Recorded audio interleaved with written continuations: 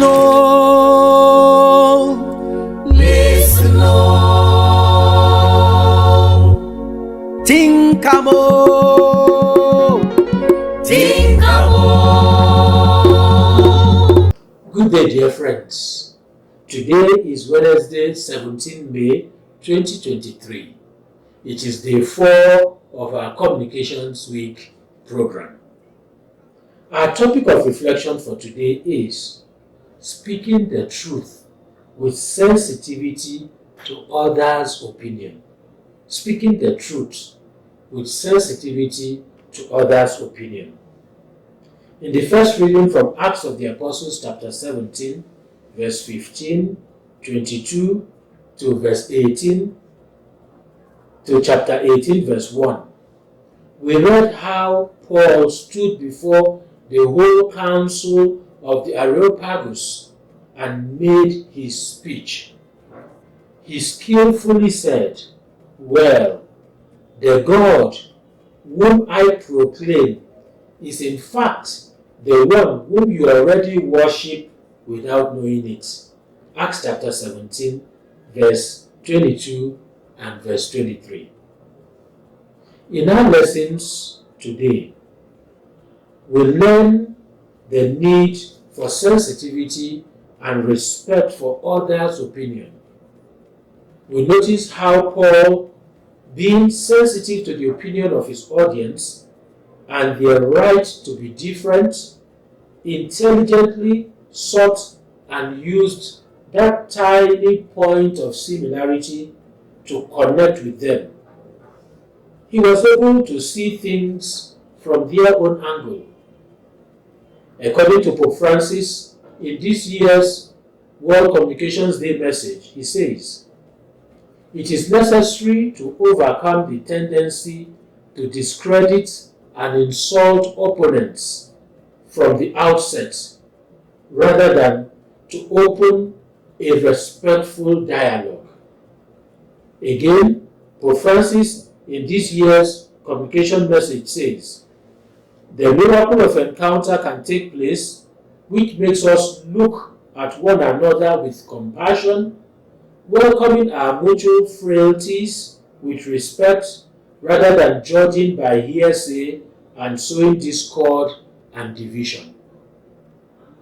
Rather than always hammering on differences, it often pays to seek common grounds, respecting the opinion of others while lovingly presenting our own position.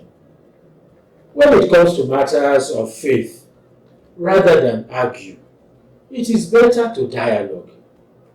Dialogue presupposes the openness to listening to the others, just as we desire to be listened to.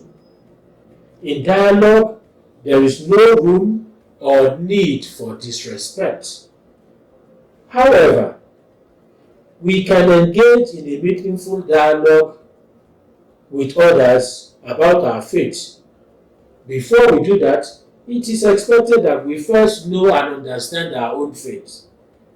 Then strive to have a fair knowledge of the faith and culture of others. Social media is the new Areopagus, which we all must embrace and engage. Social media. There are billions of people on the social media today. Just as Paul spoke to the people who do not belong to the Christian fold at the public square of the time, the Areopagus, we too must strive to reach out to those who do not belong to the Christian fold or who do not come to our church. Most of them are on the social media. Pope Francis again says, sometimes friendly conversations can open a breach even in the most hardened of hearts. If we go on the social media and share our faith lovingly, we are likely to touch some hearts. Paul, being a well-informed and educated man, used his intellectual ability to speak about the risen Lord. How much of our ICT skills and talents do we bring to bear on matters of our faith? Who will provide the contents of faith, positive contents on the social media space? And it is on that note, today we make special call to all our ICT gurus. If you are into ICT, I'm happy to inform you that the Catholic bishops are putting up a body to be known as Catholics in ICT through the National Media Office. You are able to make cartoons, you are able to create animations. We need you. The church needs you. We want to get away from this idea of the route form of catechism. Who made you? God made me. Why did you? Bring your talent to bear. Let's put these things in cartoon forms, in animation forms, through Doodly and what have you. Get in touch with us. 090 6000 6198. 090 6000 6198. Go on comewithnigeria.com. Share your views and you can respond to this teaching and also share your own messages therein. Thank you very much and God bless you. ComWeek, growing media literacy for discipleship. Communication.